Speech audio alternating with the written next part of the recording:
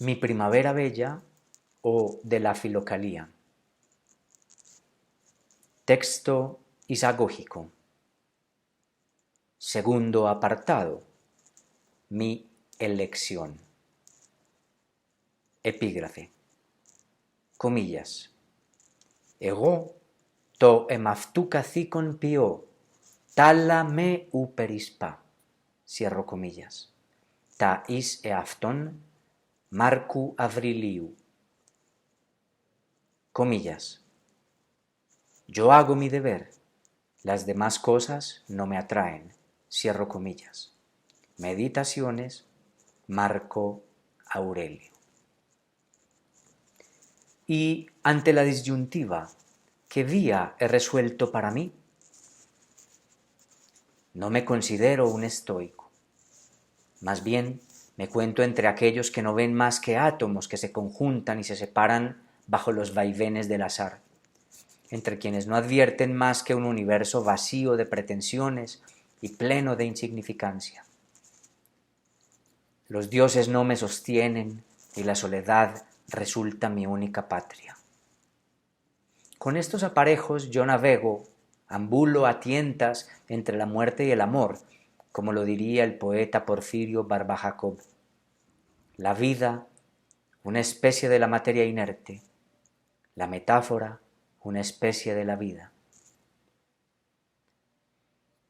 Acoger la noción de que cada acontecimiento universal se debe a un sentido intrínseco más allá de las metáforas humanas, más allá de mi volición, comporta para mí un sacrificio inaceptable. Algunos píos acusan y atacan esto como vanidad. Yo lo llamo responsabilidad, sin atacar ni acusar a nadie más. Si se pudiera entrar en mi mente, se atestiguaría más un apocamiento, una disminución que una petulancia. Nadie puede, ni yo mismo, aseverar que sea yo letífico. A lo sumo, he logrado pocos momentos de modesta alegría.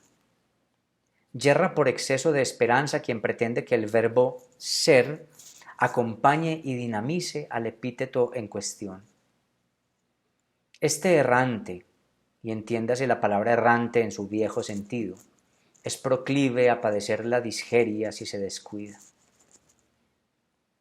A duras penas puedo asegurar un estar letífico. El ser, ese viejo falaz que aduce que hay algo que se mantiene inalterable. Prefiero la estancia que la esencia.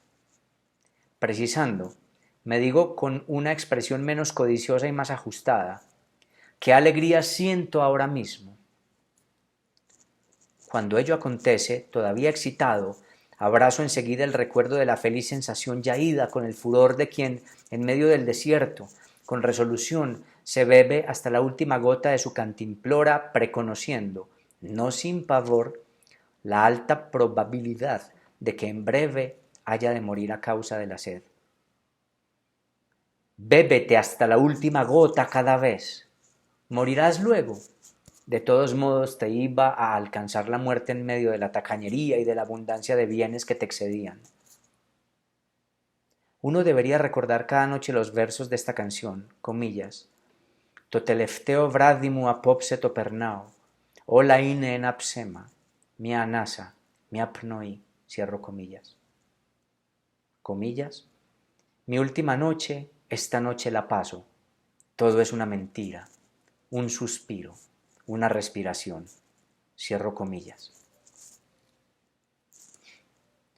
Perturbado y sitibundo, me rebusco un oasis para cada vez. Quizás algún día la distancia entre un abrevadero y otro, así como el yermo paisaje y la intensidad del calor, excedan la resistencia que tenga para alcanzar al próximo remanso.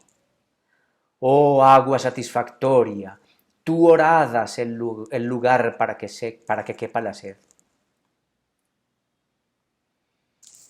Atravieso a mi infértil y arenosa disgeria, escalo sus dunas constantes, afrento a la arena, propiedad del éter, con un vestigio que Eolo ordinador desdibuja al segundo. Lo que sea que seamos nos abandona en un desierto para ansiar un valle florido.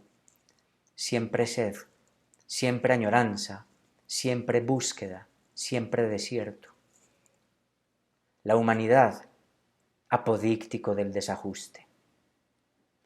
Buscamos una justificación inexistente. Anhelo una flor en el desierto, así haya de secarla al instante el astro Ustorio. La Leticia de ayer no me facilita ni me presta la de hoy. No subsiste garantía. Cotidianamente, cada día más débil y más viejo, soporto mi gravedad y grito. Puedo hacer existir a la refrescante belleza para que me revitalice, para que mi construcción valga la pena. La tentación de soltar el pequeño y suficiente orbe que cargamos sobre los hombros subsiste.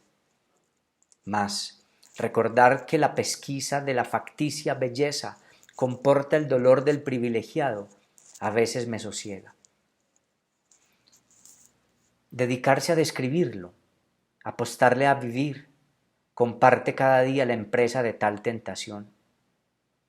A veces expresar lo torvo de la existencia consigue que ésta se sienta un poco más tolerable, un poco más leve, como revelarían cada quien a su modo Freud y Cioran. Escribo, entre otras cosas, para poder vivir. Vivo también para poder escribir, Me resolví rasguñando el papel o tecleando. Converso en las aulas para que todos conquisten y asuman el privilegio del trastorno del dolor de existir en lo bello.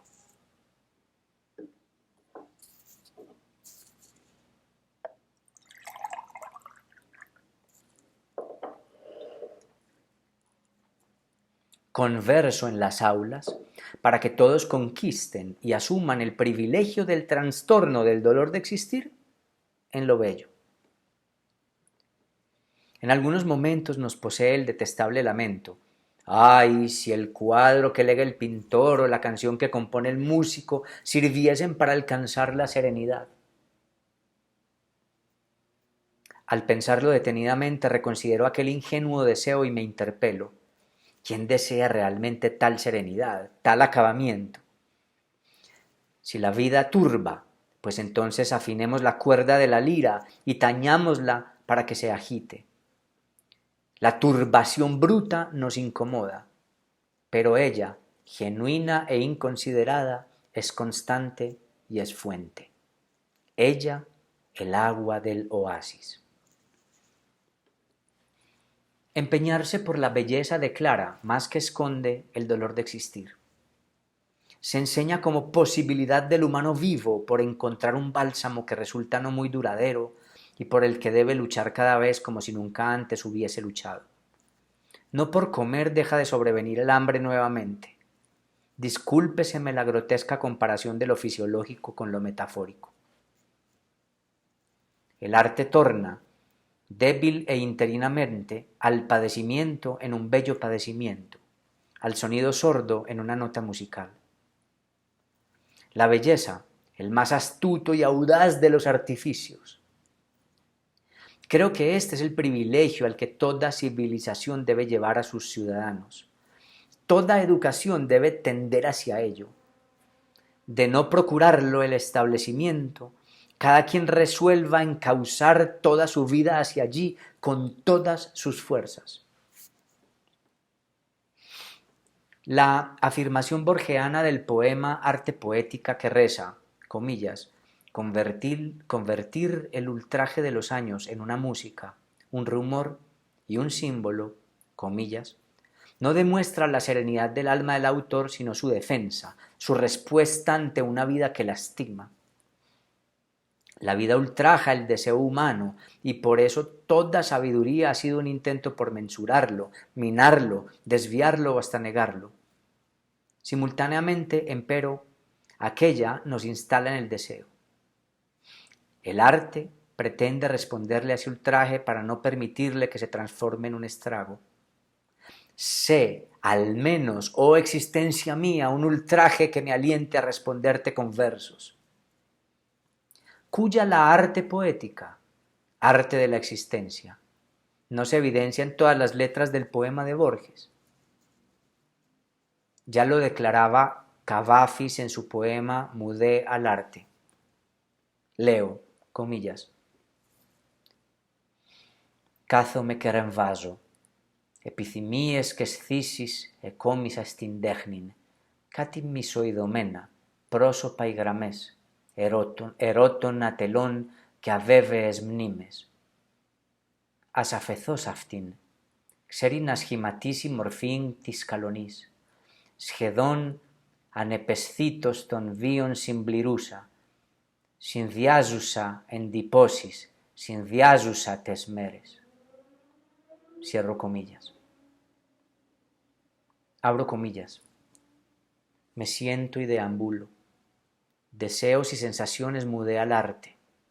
Algunos rostros a medio ver o contornos, de los amores inacabados algunos recuerdos inciertos. Abandonéme a aquel. Sabe cómo esquematizar la forma de la belleza. Sabe imperceptiblemente a la existencia completando, combinando impresiones, combinando los días. Cierro comillas. No se erige el arte de la existencia desde el idílico nirvana, tampoco ansía el idílico nirvana. No hay estado más cercano a la inercia viva que el del iluminado nirvánico. También este supuesto estado, un automodo de la cobardía. Sufrimos al yo ineludible y a lo que se le oculta, deviniendo humanos.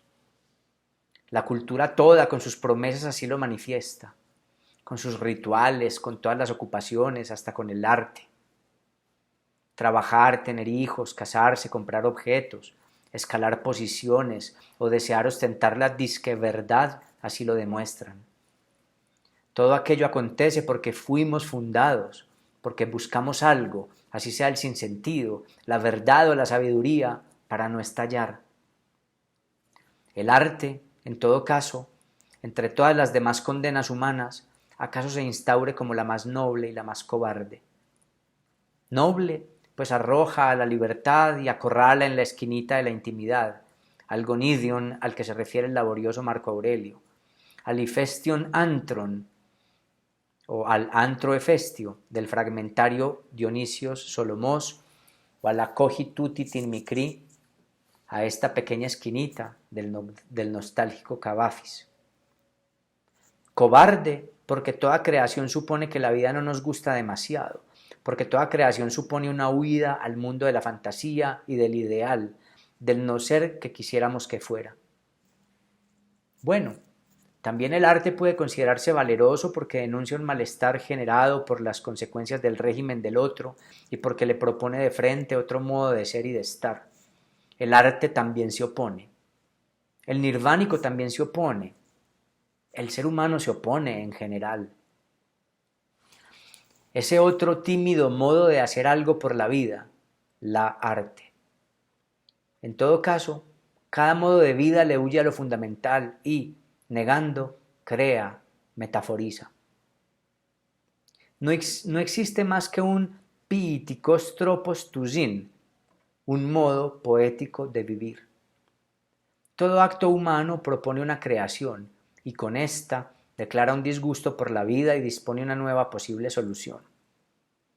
Todo acto humano promete un placer, hasta el más detestable tiranete, sometiendo y aprovechándose de la fuerza y de la vida de los demás, a través del miedo que procura, lidia por alterar el insuficiente mundo para transformarlo conforme con las leyes de su fantasía. Basta con vivir un poco y mirar con sinceridad para advertir que tal lid resulta vana en cada caso. Siempre advendrá otro artista.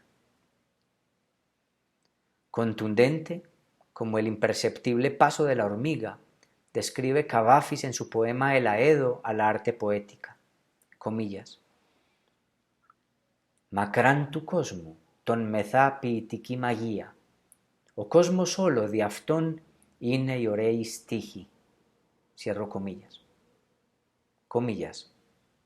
Lejos del mundo, lo embriaga poética magia. El mundo todo para él son los bellos versos. Cierro comillas. Así las cosas, puedo afirmar que la escritura de este texto supone una tentativa de sostenimiento luego de la elección ante la disyuntiva. Necesariamente se recibe a la vida, ora debido a la carencia de agallas para salir de ella, ora para huir de algo en ella, ora por la fervorosa convicción de que simplemente ésta merece ser vivida de algún modo.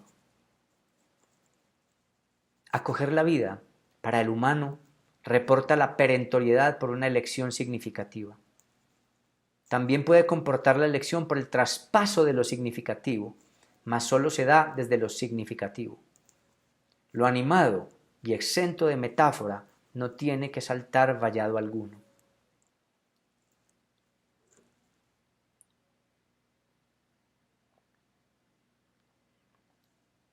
Acoger la existencia implica la siguiente exhortación.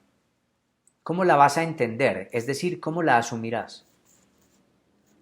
Como fuere, apostarle a la potencia poética del arte siempre acarreará una asunción de la vida, una exaltación de la existencia, así sea a veces para quejarnos de ella porque grava, así sea para huirle a asuntos, así sea para fantasear, así sea para no suicidarnos.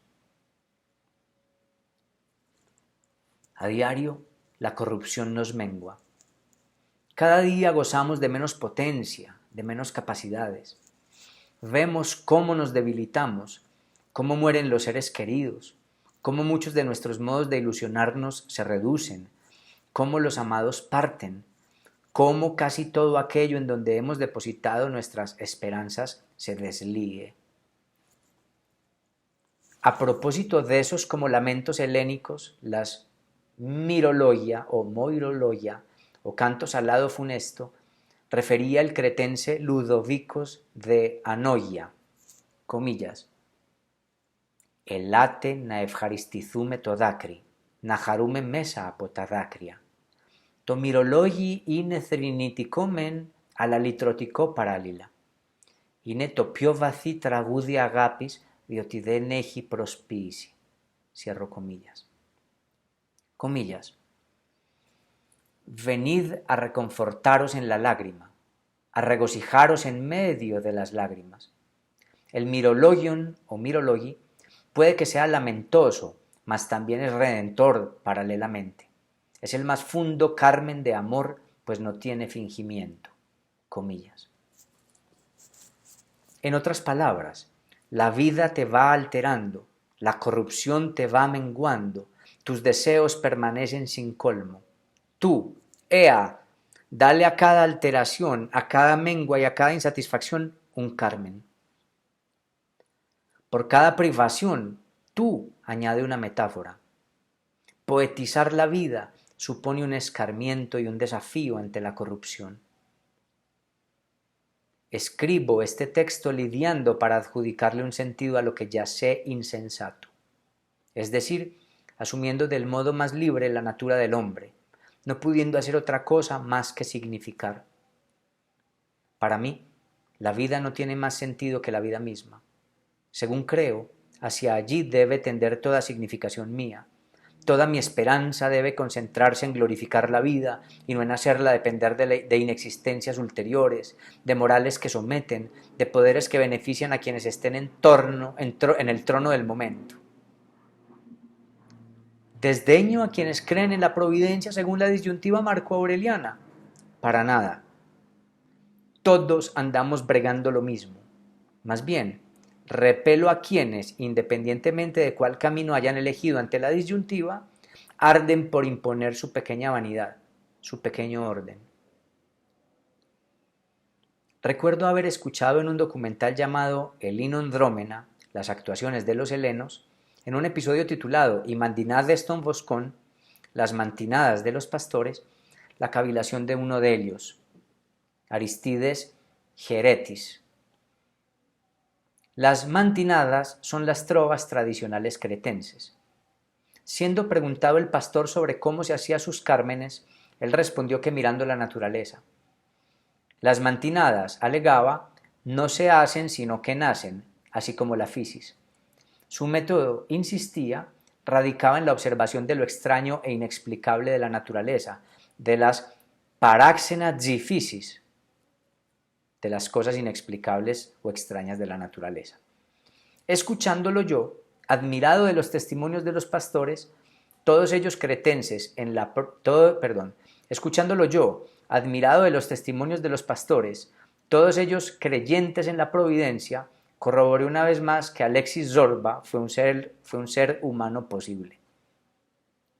Aristides, el cabrero de la cotidianidad, venía diciendo que una vez, estando mirando para Tirontas a la fisis, admirado de la cotidianidad de la lluvia, se preguntó extrañado, ¿pero qué pasa aquí?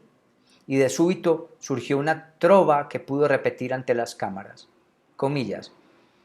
Ευχαριστώ μάνα μου που με έφερε να ζήσω, γιατί αλλιώς δεν μπορώ την φύση να γνωρίσω. No, repito, muy mala la lectura. Ευχαριστώ τη μάνα μου που με έφερε να ζήσω, γιατί αλλιώς δεν μπορώ την φύση να γνωρίσω. Cierro comillas. Comillas. Le agradezco a mi madre que me trajo a vivir, porque de otro modo no podría conocer la natura. Cierro comillas. Concluyó el hombre, tornando a lo pasado por cotidiano en algo excepcional. Comillas. Και τα ψηλότερα βουνά είναι και αυτά στο πάτο, τη στιγμή που βρίνονται στον ουρανό από κάτω. Και η ψηλότερη κορφή και αυτή παραπονάται, γιατί έχει κάτω πάνω τσι ύψος είναι το στράτη. Tengo que repetir. Estoy muy pegado hoy para leer, en general lo soy, pero hoy estoy muy pegado. Dice, και τα ψηλότερα βουνά είναι και αυτά στο πάτο, τη στιγμή που βρίνονται στον ουρανό από κάτω. Και η ψηλότερη κορφή και αυτή παραπονάται, γιατί έχει από πάνω ύψος είναι το στράτη. Και ψηλότερη κορφή ο δρόμος να με βγάλει, επάνω είναι ουρανός και χαμηλά είμαι πάλι. Cierro comillas. Y dice, comillas, inclusive las más altas montañas, también ellas están en el fondo, en el momento en que se extienden abajo del cielo. Inclusive, la más alta cima, también ella se queja porque tiene encima de ella a la altura por sendero. Y si la vía me condujese a la más alta cima, encima está el cielo y de nuevo yo estoy abajo. Cierro comillas. Luego de pensar un poco en la repetición de su propia creación, aleccionó, comillas, Hola ta pragmata ine jamilá, ta spudea pragmata ine jamilá, sta liga mesa ine tapolá, comillas. Esto traduce, todas las cosas son bajas, todas las cosas relevantes son bajas, en medio de lo poco está lo mucho. Cierro comillas. Remembré en el acto la sentencia de Demócrito, otro de mis preferidos, comillas, «Η φύσις και η διδαχή παραπλησίον εστί, και γάρ η διδαχή μετασυρμή των άνθρωπων, μεταρισμούσα δε φυσιοποιεί». Cierro comillas. Ya leer a los antiguos es todavía más complicado. Es el fragmento 33 de Demócrito. Comillas. La natura y la enseñanza son adyacentes. Así pues, la enseñanza transforma al ser humano y transformadora plasma naturaleza. Fisiopii. Engendra, ebulle, hace brotar o permite crear. ¿Cierto? Sería como una traducción. Cierro comillas. No podemos decir de este pastor que su superficialidad es su mayor virtud. ¡Ah! ¿Quién pudiera encarnar tal superficialidad? Observando lo que se extiende ante él, la fisis extrae lo más relevante. No atestigua el lector de estas letras que la belleza, en este caso, que cualquier hecho humano, consiste en versar a lo dado, a lo ajustado y yacente, en lo extraordinario, en lo significativo y en lo estético. Versar a la vida en un acontecimiento, pues. No entiendo en este contexto el versar como un excurso erudito ni como la referencia profunda a un tema único, sino que me remito a su significación primordial en castellano y en latín. tornar, alterar, volcar, voltear, volver, hacer de algo otra cosa. Toda versión supone una base, un inicio, pero también una fuerza alteradora. En nosotros, esta potencia se lía a un objetivo. Todo ello significan las palabras verso y versión. Todavía hoy la gente suele proferir el vocablo malversación sin meditar mucho en su significación. Se entiende por ello el verter, el volcar algo de un lado a otro, alterándolo y llevándolo, pero este vocablo denuncia con una categoría moral. Se usa para referir que se dirige lo que se malversa hacia un objetivo o hacia un lugar que se considera reprochable, inapropiado, irrespetuoso, ilícito o deshonesto. Podría proponerse ahora, para retomar mi argumento, la idea ética de una especie de beneversión o de beneversación de la existencia, si moralizamos la belleza vital y la creación de sí, suponiéndolas como lo bueno, como aquello hacia lo que podemos decidir, tender y verternos. Continúo con la semántica. Cuando afirmamos que un equipo de fútbol, por ejemplo, juega versus otro, advertimos que de un lado yace uno y si volteamos al otro lado, al frente de él y también girado, enfrentándose y presentándose al otro, se encuentra el equipo contendor, el antagonista. En la lengua greca verso se dice strofí, herencia que nosotros pronunciamos estrofa, influidos por esa lengua que nuestros helenos antiguos sentían como una rama eolia, el latín. Insisto, hacer de la vida una estrofa, un verso, un giro, una alteración. A esto podemos entenderlo como acontecimiento. Crearnos el acontecimiento que queramos padecer y que sintamos como bello. La belleza se produce cuando permitimos que acontezca el verso, cuando se efectúa la versión en nos y la versión de nos, es decir, emerge cuando se torna lo dado en algo extraordinario. No se trata de una maniobra que controlemos conscientemente, pero sí que esencialmente permitimos de acuerdo al modo en que nos situemos ante la existencia. Lo inusual, lo sorpresivo, emerge en el sentido y en el allende del sentido, lo estético. Lo yacente enfrente se vuelve para ese observador causa y expresión. Discúlpeseme, no sabría por ahora cómo expresarlo mejor. Versar la vida. Ese volcamiento implica una fractura, primeramente íncita, para luego ejecutar otra en lo que se presenta como indistinto. El acontecimiento se efectúa cuando a lo insensato lo fracturamos, por decirlo de algún modo, para que advenga una sensación y luego quizás una significación. Pero para que todo ello acontezca, debemos haber estado fundados por una fractura inicial. Aceptarse fracturado para fracturar, para presentar, para ordenar esencias, por delusorias que sean. Quizás en ello descanse la diferencia entre la anixis, apertura, del ekpligma, que nos humaniza, o del golpe que nos humaniza, y la anixis, de la que luego nosotros, ya humanos, podemos hacernos cargo. Versar ha de poder entenderse quizás como hacer algo con lo que se presenta, hacerlo algo, humanizarlo. Todo hacer algo demuestra un facticio. ¿Qué es el ser? Lo facticio de lo poético, hacer para nos. ¿Qué la metafísica en este sentido intrascendente e inmoral, en este sentido que no cuenta con un más allá de la vida ni con una verdad verdadera única? ¿Qué será la metafísica entonces? La morada en la poética. La metafísica será la morada en la poética. Así entendida, la metafísica no se igualará con la platónica, sino que será una adición a la existencia del ser que metaforiza.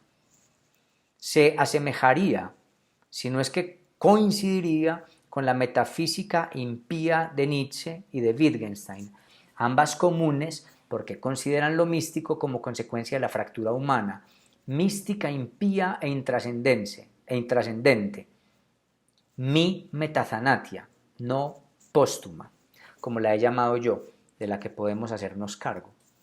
A esta metafísica la ejemplifica, creo, Aristides, pese a que él creyese en un demiurgo, no importa aquí.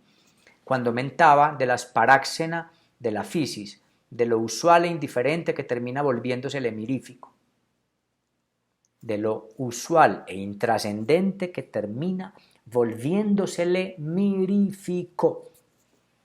Aristides describe como puede la manera en la que él padece la fractura de la que puede hacerse cargo.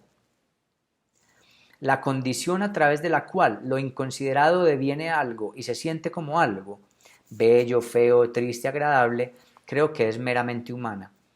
Casi todos los pastores resultan cínicos y dionisíacos, femeniles, testigos y fiadores de la superficialidad del cosmos.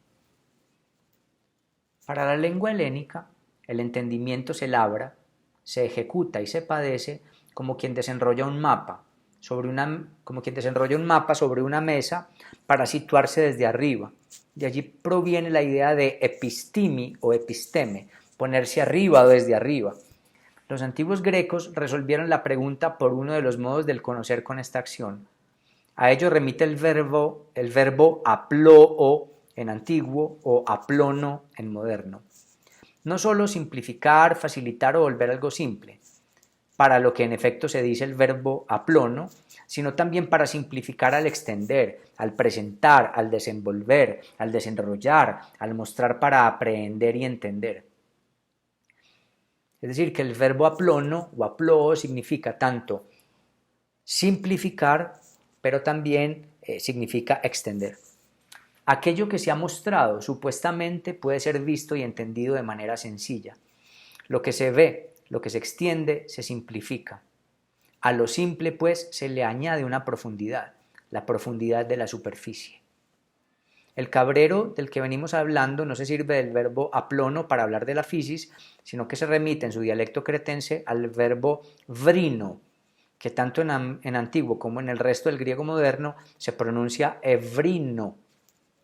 Esto significa específicamente extender, ampliar, ensanchar, dejar libre o despejar algo.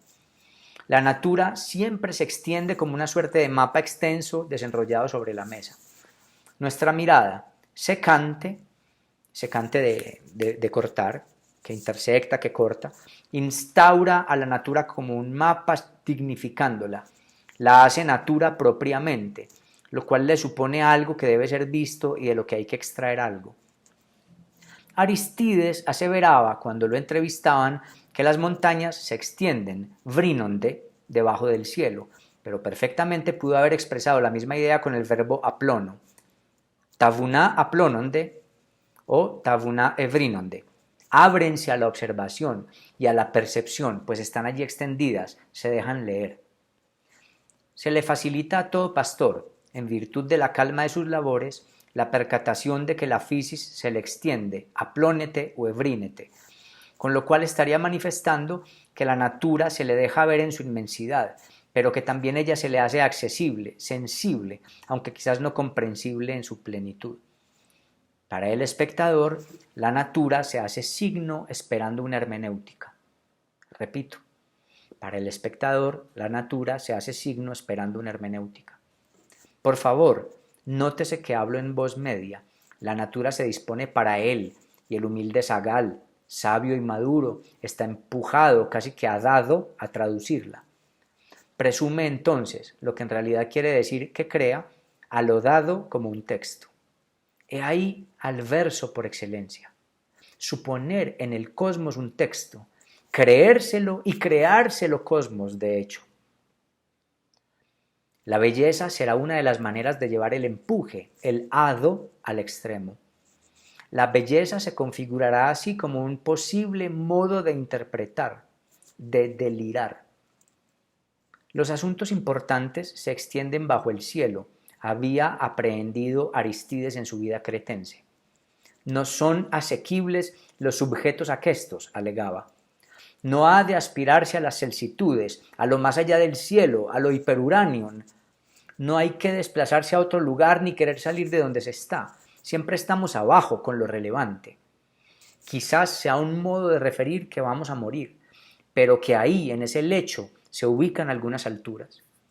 Solo se precisa de una apertura para asumir a la natura como bella, como significativa. abrirse al querer una interpretación, abrirse para realizar una hermeneusis, una semiosis. Si Aristides el zagal que leyó a la Fisis supiese cuánto de los dichos de los antiguos perviven en él sin haber acudido a la prescindible erudición de la academia. Como lo divinal para lo greco, el pastor, gracias a la calma manera de morar su cotidianidad, puede también mirar con las posibilidades humanas. Lo divo, zion, para la lengua greca comporta una mirada, thea, en el teatro, theatron, de la existencia. Nuestra vida puede resumirse como el drama que se torna a veces tragedia, a veces comedia. Como fuere, estamos encerrados en los atributos del antitético Dionisos. Tráiganse apenas estas dos sentencias de tiempos disímiles. Comillas, plaudite amici, comedia est finita.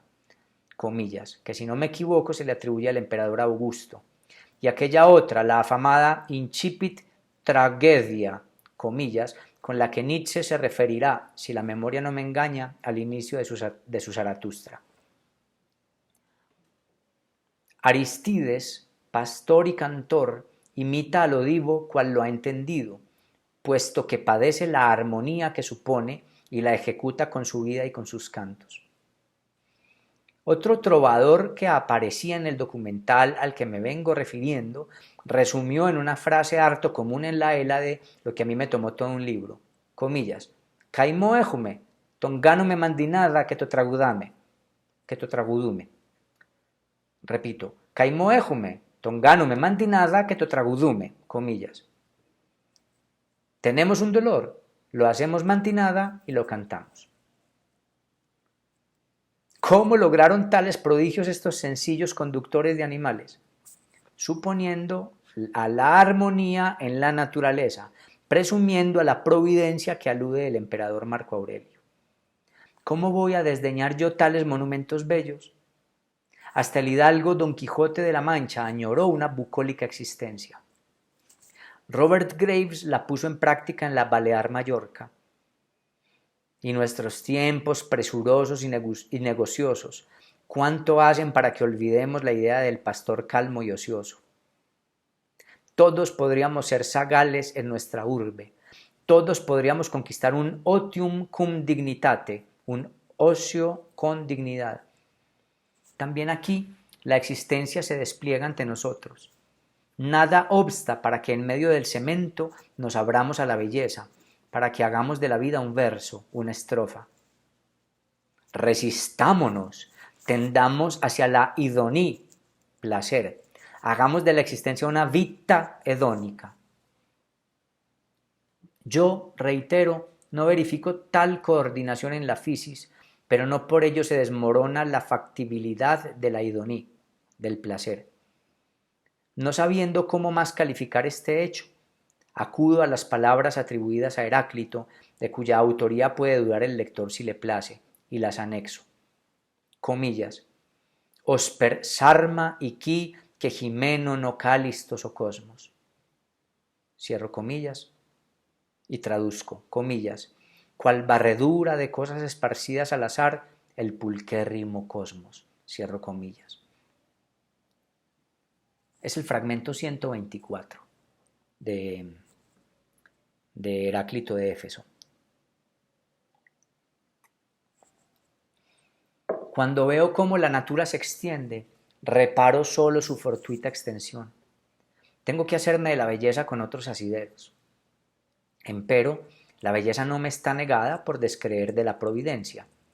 Eso lo tenían clarísimo Marco Aurelio y Jorge Luis Borges.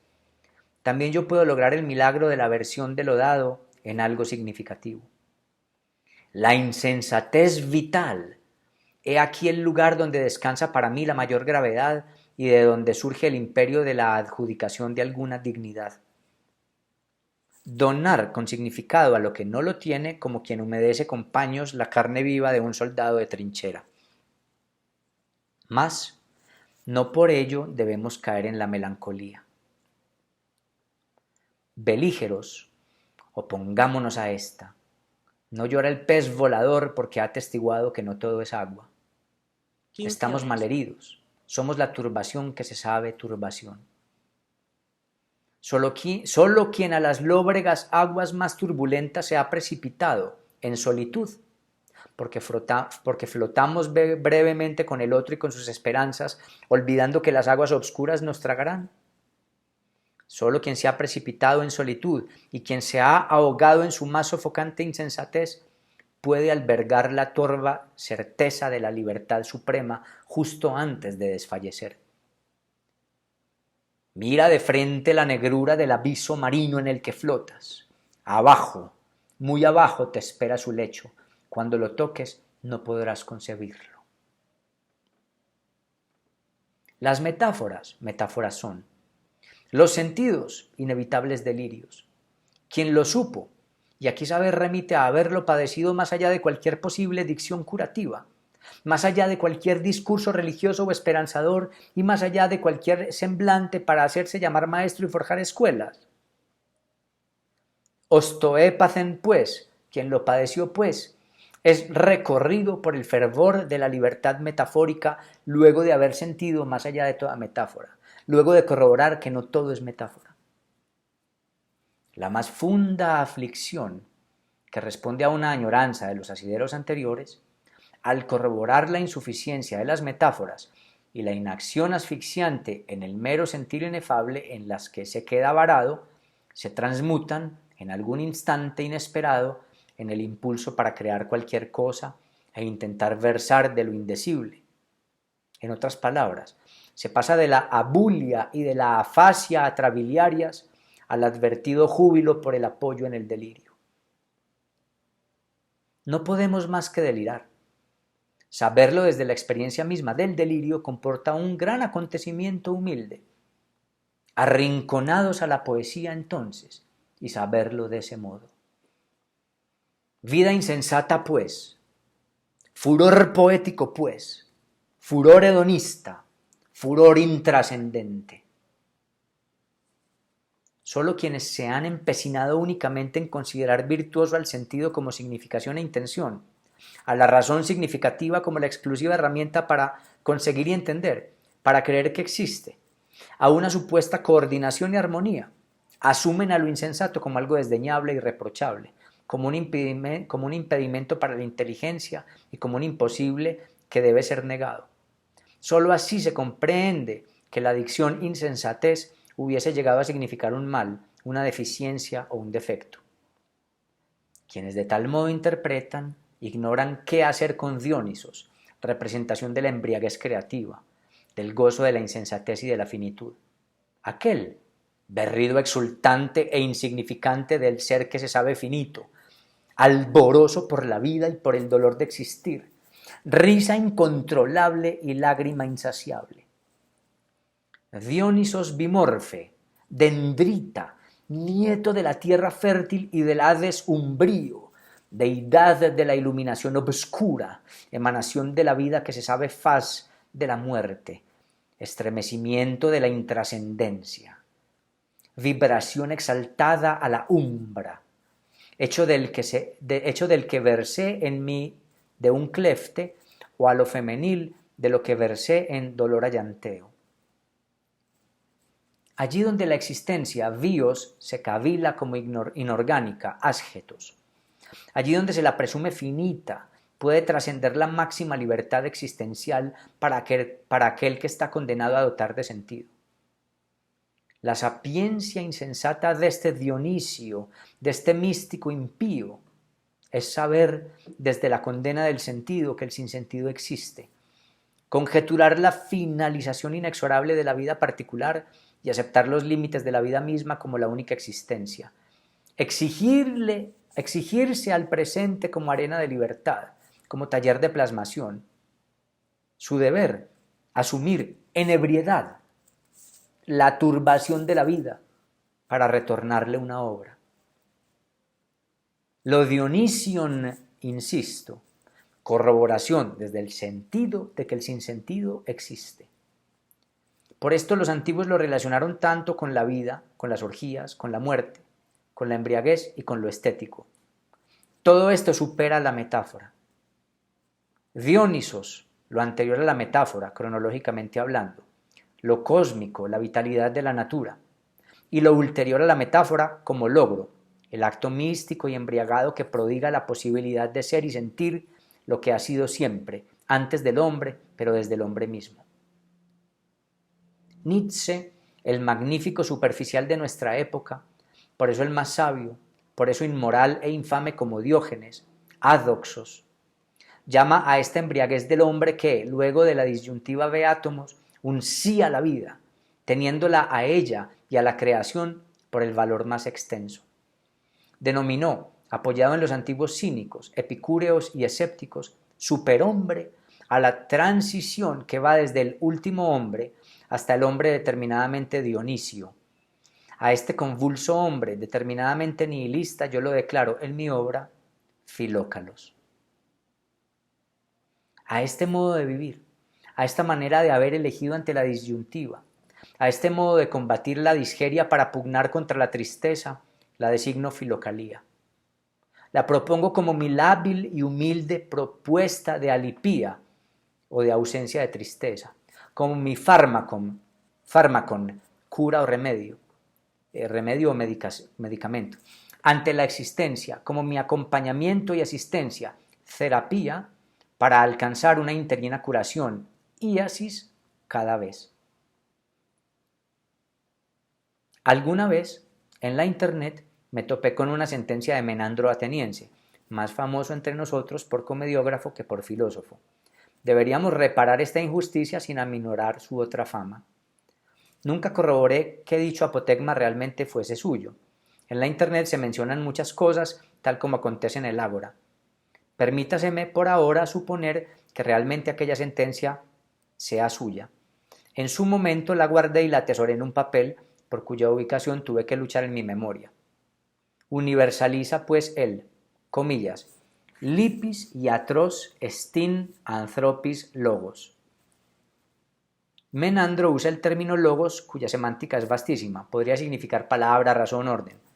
Como fuere, él asevera, comillas, para los seres humanos el logos, la palabra, la razón, es un médico de la tristeza, cierro comillas. Inspirado en esta sentencia menándrica, particularizando, propongo una propia yo aquí, comillas, lipismu araye y atros éxito emi filocalía. Es decir, ¿acaso para mí la filocalía pudiera ser el médico de mi tristeza? De veras, quisiera vivir lo más agradable y felizmente posible dentro de los límites humanos, para no tener que reprocharme en un futuro cercano el obrar como los insensatos que define Demócrito, de quienes aseveraba el filósofo atomista que no disfrutaban de la vida, que deseaban la longevidad sin disfrutar de la longevidad, que deseaban lo ausente desperdiciando las cosas presentes, que al huir de la muerte en realidad la perseguían y que deseaban la vejez porque en últimas le temían a la muerte. Aquellos insensatos referidos no deseaban morir, pero tampoco vivían bien. Anhelaban vivir por vivir, con tal de no morir. Yo no quiero emularlos. O mejor, quiero escapar a la posibilidad de que mi vida se malogre deviniendo uno de ellos. No codicio para mí aquellas insensateces, aunque muchas veces las haya encarnado y labrado. Thanatos, el probo, conviniendo con las dos femeniles deidades, Leto e Ilitia, lanzó al éter la saeta que me partirá el corazón.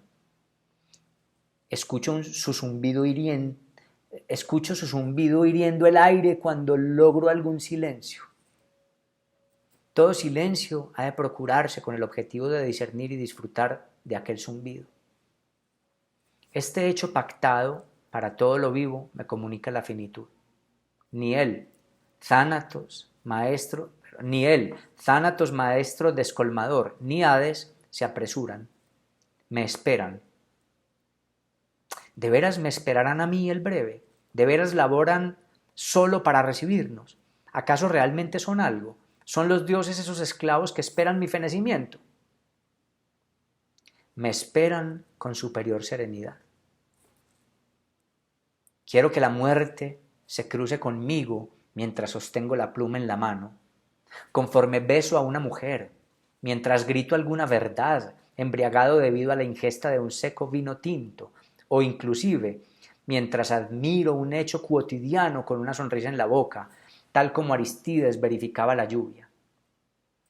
Mi pecho se encuentra dispuesto y henchido, cada respiración un gozo de la vida y una desnudez para la muerte. Aunque suene a obviedad, no lo es. Quiero que la muerte me encuentre viviendo. Deberíamos dejar de ser ratas papiróvoras y cagatintas meramente negociosos para devenir una Alexis Zorba. Creo que deberíamos embrazar a la existencia. La civilización ha olvidado hacia dónde debemos tender, ha codiciado sepultar esta verdad. Pero los artistas nos resistimos, los femeniles, místicos y los jóvenes. En muchos asuntos difiero de la obra de Platón. He hecho de su trabajo mi amigo, confundiéndolo deliberadamente con él y conociendo profundamente que de él nada sabré, así como él no supo ni sabrá de mí. Las obras, el más noble despojo, el mayor de los vestigios. Le agradezco, debo corregirme, me agradezco la oportunidad de cavilación y de ameno debate interno. Cada lector debería agradecerles hacia las obras, a la vida entera a la que tratamos como un texto, la oportunidad de la propia transmutación. Pese a las divergencias y similitudes, leo para devenir otro. Leo siendo otro. Leo para propulsar y acrecentar mi propio tropo teniendo a la belleza como escopo. Le reconozco en alguna medida como recta la idea platónica que expresa que, presumiendo a la belleza, la perseguimos como locos. Cuando en Simposio o de Leros, o también llamado El Banquete, se recomienda que puede accederse a muchos cuerpos para entender que no es al cuerpo en sí al que se desea, se le dona a la humanidad una gran lección. Primero, esgrimiendo que no hay nada de vergonzoso en la sexualidad, en el invencible Eros. Segundo, en últimas, entendiendo que no se posee a la belleza, pero puede perseguírsela. Insisto, no creo en la metafísica platónica. Sócrates consideraba la belleza algo real, sempiterno y preexistente, algo suprahumano que el humano podía advertir. No considero que haya una belleza real más allá de lo vivo, de la fisis que se extiende ante nos y de quienes se aparecen ante nos. Piénsese, ¿qué poseemos realmente además de la apertura para presumir lo facticio? Cuando afirmamos mi mujer, mi familia, mi país, mi libro, ¿qué es lo que poseemos? El otro será siempre libre, pese a las muchas cadenas que algunos le aten o a los grilletes con los cuales él mismo se haya fijado. Todas las cosas del mundo nos son fundamentalmente ignotas. ¿Qué poseemos cuando le decimos a una mujer bella mía? ¿A qué refiere este adjetivo posesivo mí? Nada más a una cosa, a la afectación que le legitimamos a lo externo de nosotros mismos, a lo desconocido e incierto del mundo. Decirle a una mujer bella mía es sugerirle, no sé de ti, mas lo que veo y supongo me afecta de tal modo que no puedo más que denominarlo belleza. Es decir, lo que tenemos es nuestra afectación de lo que hemos supuesto en el otro, porque al otro no lo poseemos, así lo encadenemos. El otro siempre nos será ajeno. Bueno, la belleza, el soplo atroz muchas veces, la belleza, el soplo atroz muchas veces de lo inconmensurable sobre nuestra existencia. El devastador toque suave de un pétalo de rosa divinal, la devastación del verso. ¿Qué es el mí? Entonces, el mí, en el que insisten todas las lenguas. Mío siempre quiere decir afectación y recuerdo de afectación. Pathos hymnimi, pues. No se trata entonces de una posesión entendida como poder aprehensivo, como el Kratos que advertimos en la tragedia Esquílea, Prometeo encadenado.